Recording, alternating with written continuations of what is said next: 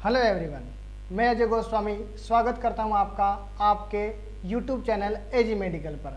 तो हम बात कर रहे थे पीडियाट्रिक्स के बारे में, जिसकी हमारी 2 क्लासें हो चुकी थी, जिसमें हमने पिछली वीडियो में देखा था कि जो न्यूबॉर्न बेबी होता है उसके नॉर्मल कैरेक्टरिस्टिक्स क्या होते हैं। तो उसी सीरीज में हम आगे बढ़ते हैं और आपकी आज की जो अपनी 3rd क्लास है, ठीक है, जिसकी हेडिंग है अपना इमीडिएट केयर ऑफ न्यूबॉर्न, यानी जो न्यूबॉर्न बेबी है जैसे वो डिलीवर्ड होगा तो तुरंत जो है हमें एज ए नर्स उसको क्या केयर देनी चाहिए, उसके बारे में आज हम डिटेल में स्टडी करेंगे।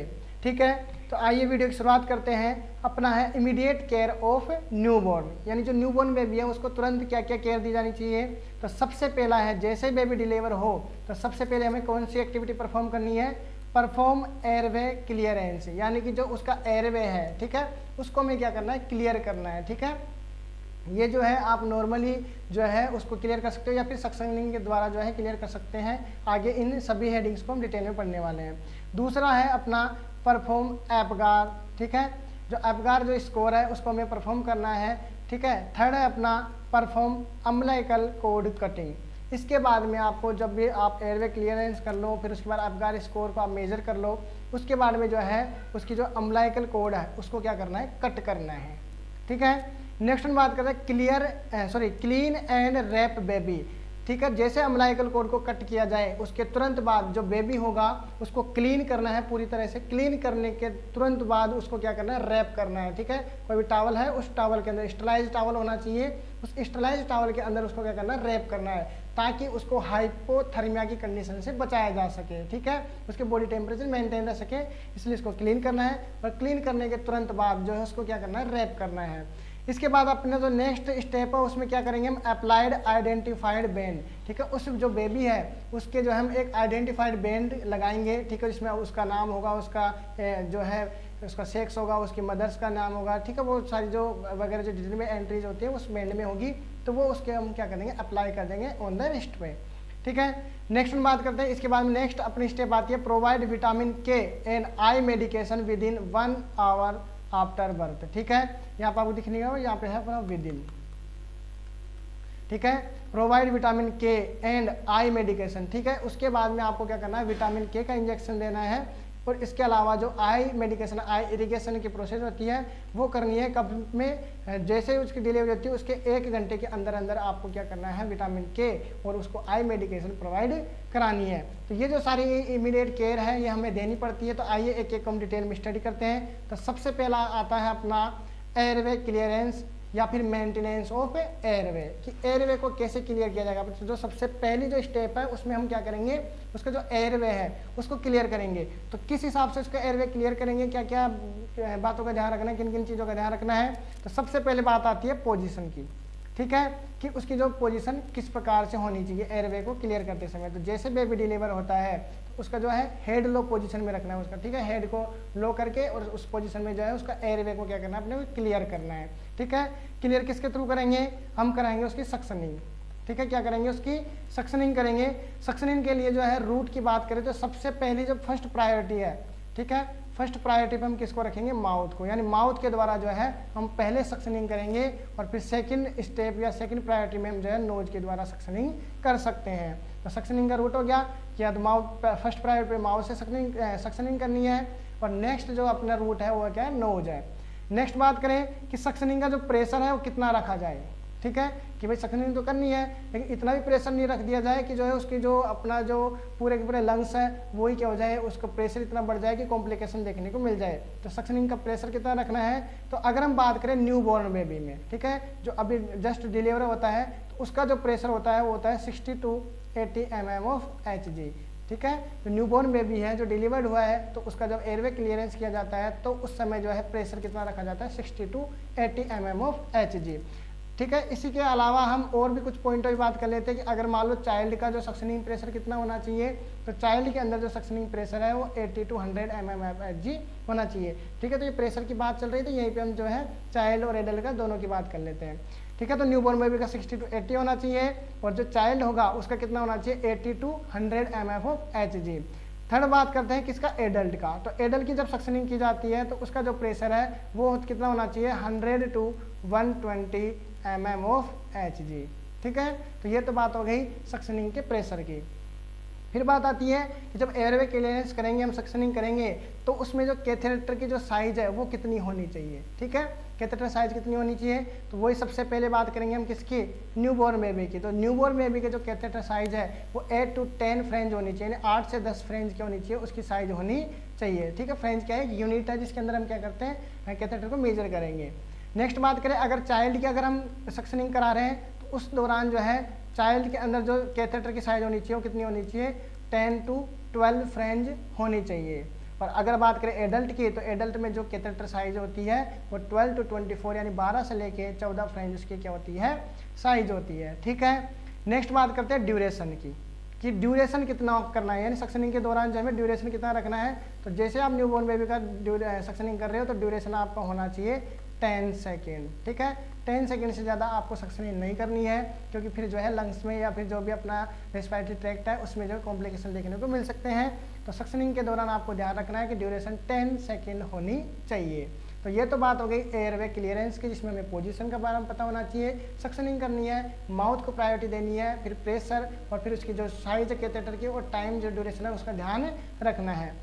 इसके बाद में बात आती है एब्गार स्कोर। पहले तो हम देखते हैं कि एब्गार स्कोर होता क्या है, फिर उसके बाद में देखेंगे कि जो है बोर स्कोर को कैसे मेजर किया जाता है, कैसे उसको हम मेंटेन करेंगे। फिर नेक्स्ट अपना एब्गार स्कोर, सेकंड स्टेप थी ये। एब्गार स्कोर के बारे में किसने बताया, वर्जिना एब्गार ने बताया, ठीक है। वर्जिना एब्गार कौन थे, ये अमेरिकन क्या थे, एनेस्थेसियोलॉजिस्ट थे, ठीक है। ये अमेरिका के थे और ये क्या थे, एनेस्थेसियोलॉजिस्ट थे। जो इन्होंने जो एब्गार स्कोर है वो कब दिया था, 1952 में इन्होंने जो है एब्गार स्कोर के बारे में बताया, ठीक है। अब बात आती है कि एब्गार स्कोर का जो परफॉर्म करना है वो कब करना है, तो जैसे बेबी का बर्थ होता है, ठीक है, बर्थ होने के विदिन 1 मिनट यानी 1 मिनट के अंदर अंदर यानी 1 मिनट के बाद में जो है आपको क्या करना है, एब्गार स्कोर मेजर करना है, उसको परफॉर्म करना है, एब्गार स्कोर की जो है मेंटेन करना है उसका, ठीक है। फिर बात आती है कि अगर बेबी का बर्थ हुआ 1 मिनट के बाद में हमने क्या करना है, उसका एब्गार स्कोर को परफॉर्म कर लिया। फिर आपको क्या करना है, अगर बेबी नॉर्मल है फिर भी आपको क्या करना है, 5 मिनट बाद वापस से क्या करना है, उस एब्गार स्कोर को रीअश्योर करना है, ठीक है। नॉर्मल बेबी है, पहले हमने एब्गार स्कोर को परफॉर्म किया, आगे देखेंगे क्या होता है, कैसे परफॉर्म करते हैं वो तो, ठीक है। तो 1 मिनट के अंदर तुरंत बर्थ होते हैं, 1 मिनट के अंदर अंदर आपको क्या करना है, एब्गार स्कोर को परफॉर्म करना है। फिर आपको क्या करना है, अगर बेबी नॉर्मल है तो फिर आपको 5 मिनट बाद में वापस से क्या करना है, उसको रीअश्योर करना है, ठीक है, रीअश्योर करना है। फिर अगर मान लो नॉर्मल है तो 5 मिनट बाद रीअश्योर करके छोड़ देंगे। फिर भी मान लो अगर बेबी क्या होता है, एबनॉर्मल कंडीशन आ जाती है, तो फिर आपको वापस से जो है 10 मिनट के बाद वापस से उसको चेक करना है। अगर नॉर्मल है तो 5 मिनट बाद चेक नहीं करना, अगर एबनॉर्मल कुछ लक्षण दिखते हैं, कुछ सिम्टम्स दिखते हैं, तो फिर आपको जो है आफ्टर 10 मिनट्स ऑफ बर्थ जो है आपको वापस से इसको चेक करना है, ठीक है। तो अब बात करते हैं कि एब्गार स्कोर होता क्या है, इसके किस प्रकार से इसको एश्योर किया जाता है, इसकी जो है स्कोर होता है वो कितना होता है। तो एब्गार जो स्कोर है वो अपना होता है 0 to 10, ठीक है। एब्गार स्कोर की जो रीडिंग होती है कितनी होती है, 0 से लेके 10 तक होती है। तो बात करते हैं कि एब्गार स्कोर में हम किस किस को मेजर करेंगे, तो सबसे पहला अपन मेजर करते हैं किसको, हार्ट रेट को, ठीक है। सबसे पहले हम मेजर करेंगे किसको, हार्ट रेट को। अब जैसे बेबी क्या हुआ, डिलीवर्ड हुआ, तो उसकी सबसे पहले हम क्या करेंगे, हार्ट रेट को क्या करेंगे, मेजर करेंगे। अगर हार्ट रेट उसकी एब्सेंट है तो उसका जो एब्गार स्कोर है हार्ट रेट का वो कितना होगा, 0। लेकिन अगर उसकी आपने हार्ट बीट चेक की और अगर हार्ट बीट जो उसकी 100 बीट पर मिनट से क्या है, कम होती है, तो फिर उसको जो मार्क्स मिलेगा या जो इसको स्कोर होगा वो कितना होगा, 1 होगा, ठीक है। फिर अगर मान लो उसकी जो हार्ट बीट है वो क्या है, 100 से ज़्यादा है, तो ये नॉर्मल कंडीशन होगी और उसको जो मार्किंग दी जाएगी वो कितनी दी जाएगी, 2 मार्किंग दी जाती है। तो हम एब्गार स्कोर में सबसे पहले क्या मेजर करते हैं, हार्ट रेट को मेजर करते हैं, ठीक है। फिर उसके बाद में हम मेजर करेंगे क्या, उसकी रेस्पिरेशन को, ठीक है। वही बात आती है, अगर उसकी रेस्पिरेशन जो है वो क्या है, एब्सेंट है, तो उसको जो है मार्किंग मिलेगी कितना, 0। फिर अगर उसकी रेस्पिरेशन स्लो है और इरेगुलर है तो फिर उसकी मार्किंग मिलेगी कितनी, 1। और अगर उसकी जो रेस्पिरेशन है नॉर्मल है और रेगुलर है, तो एक नॉर्मल रेस्पिरेशन होती है ये, इसमें हम मार्किंग करेंगे उसकी 2 मार्किंग करेंगे, ठीक है। फिर नेक्स्ट जो एब्गार स्कोर में हम मेजर करेंगे वो क्या है, अपना मसल स्टोन, ठीक है। अगर मसल स्टोन बिल्कुल भी फ्लेक्शन नहीं हो रहा है, बिल्कुल जो है मसल्स क्या है, रिलैक्सन है, फ्लेसिड अगर मसल्स है उसकी, तो फिर उसका जो है एब्गार स्कोर का जो मार्किंग होगी वो कितनी होगी, 0। फिर नेक्स्ट बात करते हैं कि थोड़ा बहुत वो फ्लेक्शन कर रहा है तो वो क्या होगा, मिनिमम अगर फ्लेक्शन देखने को मिल रहा है तो अबगार स्कोर की जो मार्किंग है वो 1 होगी। और अगर बढ़िया यानी गुड फ्लेक्शन अगर आपको देखने को मिल रहा है, अच्छे से वो जो है मसल्स को फ्लेक्स कर पा रहा है, मसल स्ट्रॉन्ग बढ़िया है, तो फिर हम उसको जो है नॉर्मल कंडीशन के अंदर 2 मार्किंग करते हैं। फिर नेक्स्ट हम बात करते हैं रिफ्लेक्स की। रिफ्लेक्स का मतलब क्या होता है कि जैसे आपने देखा होगा जब बच्चा डिलीवर होता है तो उसके तुरंत बाद वो रोने लग जाता है या फिर कुछ एक्टिविटी करता है, प्रतिक्रिया करता है, ठीक है। रिफ्लेक्शन होता है प्रतिक्रिया करना। तो अगर आपका जो चाइल्ड है अगर वो बिल्कुल भी रिफ्लेक्स नहीं कर रहा है तो वो अगर उसमें अपना जो रिफ्लेक्स है वो एब्सेंट है तो उसकी मार्किंग होगी कितनी, 0, ठीक है। नेक्स्ट हम बात करें कि जो है इसके अंदर मिनिमम फ्लेक्शन ना करके, इसमें थोड़ा टाइपिंग में मिस्टेक है, या क्या आएगा, मिनिमम रिफ्लेक्स, ठीक है। तो अगर एब्सेंट है रिफ्लेक्स तो 0 होगी। अगर उसका जो रिफ्लेक्स है वो बहुत ज़्यादा बढ़िया नहीं है, नॉर्मल चाहिए या मिनिमम रिफ्लेक्स देखने को मिल रहा है तो उसको मार्किंग की जाएगी 1। और अगर अच्छे से वो रिफ्लेक्ट कर रहा है, ठीक है, तो उसकी जो मार्किंग होगी वो कितनी होगी, 2। गुड रिफ्लेक्स के अंदर मार्किंग दी जाती है 2।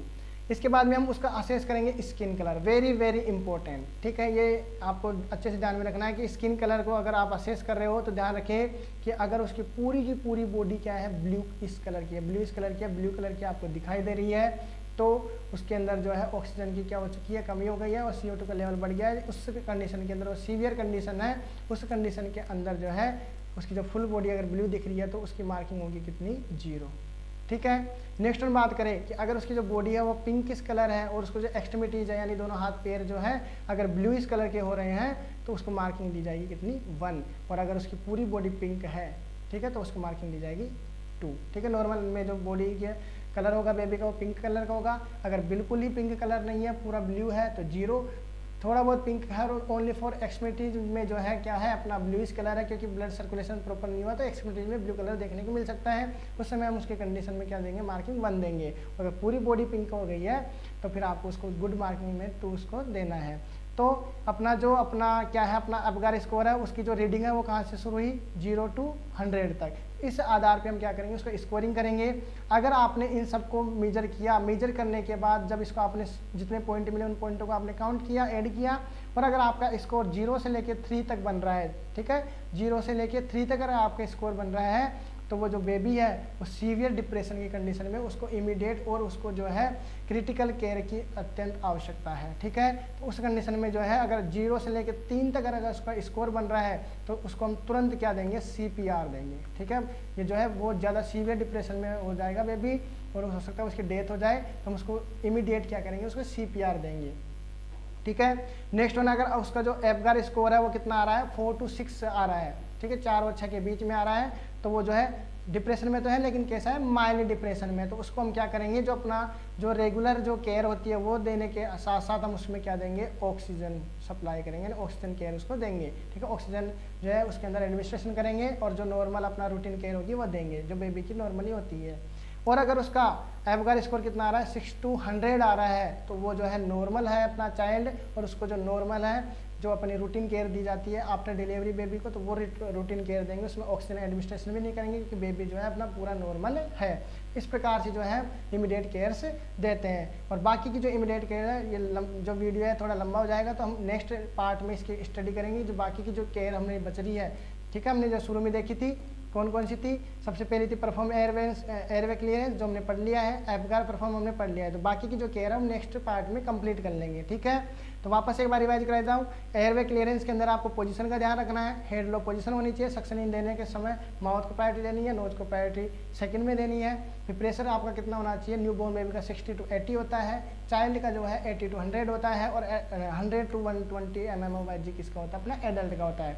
कैथेटर की साइज़ की बात करें तो बेबी होगा जो न्यू बोर्न होगा 8 to 10 फ्रेंच होगा, ठीक है, और जो अपना चाइल्ड होगा वो कितना होगा 10 to 12 फ्रेंच होगा, और जो एडल्ट के अंदर 12 to 24 फ्रेंच जो है क्या की जाती है, साइज रखी जाती है। ड्यूरेशन टाइम कितना दिया जाएगा, 10 सेकेंड का। ध्यान रहे, एक और नोट का ध्यान रखना है कि सक्शनिंग के दौरान, ठीक है, जब पेशेंट को क्या की जाती है, हम सक्शनिंग कर रहे हैं पेशेंट की, उस समय आपको ध्यान रखना है कि जब आप सक्शनिंग कर रहे हैं तो उस कंडीशन के अंदर आपको क्या करना है कि सक्शनिंग करने से पहले, ठीक है, बिफोर सक्शनिंग करने से पहले आपको क्या करना है, ऑक्सीजन क्या करना है, उसको एडमिनिस्ट्रेशन करना है, और सक्शनिंग करने के बाद भी आपको क्या करना है, उसको ऑक्सीजन एडमिनिस्ट्रेशन करना है। यानी सक्शनिंग के पहले और सक्शनिंग के बाद जो है आपको क्या करना है, पेशेंट को ऑक्सीजन एडमिनिस्ट्रेशन करनी रहती है। ध्यान रहे इसके अलावा कि जब आप कैथेटर को इंसर्ट कर रहे हैं तो मशीन आपकी क्या होनी चाहिए, ऑफ होनी चाहिए। ठीक है, जब आप सक्शनिंग कैथेटर को इंसर्ट करेंगे उस समय जो है ट्यूब को इंसर्ट कर रहे हैं उस समय आपकी जो मशीन है, सक्शनिंग जो मशीन है वो क्या होनी चाहिए, ऑफ होनी चाहिए। और जब आप कैथेटर को बाहर निकाल रहे हैं, रिमूवल कर रहे हैं, उस समय जो है आपकी मशीन ऑन होनी चाहिए। तो ये कुछ पॉइंट है जिसका आपको ध्यान रखना है। फिर नेक्स्ट हमने देखा था एब्गार स्कोर के बारे में। वर्जिना एब्गार ने दिया था, जो अमेरिका का क्या था, एनेस्थेसियोलॉजिस्ट था, 1952 में इन्होंने दिया था। फिर आपका एब्गार स्कोर परफॉर्म कब करना है कि आफ्टर 1 मिनट ऑफ बर्थ, यानी बर्थ के 1 मिनट के बाद आपको एब्गार स्कोर करना है। फिर उसके बाद में बेबी नॉर्मल हो या एबनॉर्मल हो, आपको 5 मिनट बाद में वापस से रीएश्योर करना है। नॉर्मल है तो फिर ओके छोड़ देना है, लेकिन अगर मान लो कंडीशन एबनॉर्मल आ रही है तो फिर आपको आफ्टर 10 मिनट वापस से क्या करना है, एब्गार स्कोर को परफॉर्म करना है। ठीक है, फिर इसके बाद हमने देखा था कि एब्गार स्कोर में किस किस को मेजर किया जाता है, किस किस को असेस करेंगे। सबसे पहले हम करेंगे हार्ट रेट को। नॉर्मल हार्ट रेट जो है, ठीक है, अगर आपके हार्ट रेट एब्सेंट है तो 0 आपको पॉइंट आउट करना है, 100 BPM से कम है तो आपको 1 और फिर 2 है। फिर रेस्पिरेशन किस प्रकार से असेस करेंगे, फिर मसल स्टोन को असेस करेंगे, रिफ्लेक्सेस को असेस करेंगे, और मेजर है अपना मेन जो है स्किन कलर को असेस करेंगे। इसके बाद में जो है हम एब्गार स्कोर के अकॉर्डिंग क्या करेंगे, जो न्यूबॉर्न बेबी है उसको क्या करेंगे, केयर देंगे। तो आज की वीडियो में इतना ही। आगे की जो इमीडिएट केयर्स है उनके नेक्स्ट वीडियो में हम क्या करेंगे, डिस्कस करेंगे। अगर आपको वीडियो अच्छी लगी है तो लाइक, शेयर और सब्सक्राइब जरूर करिए। Thank you for watching this video.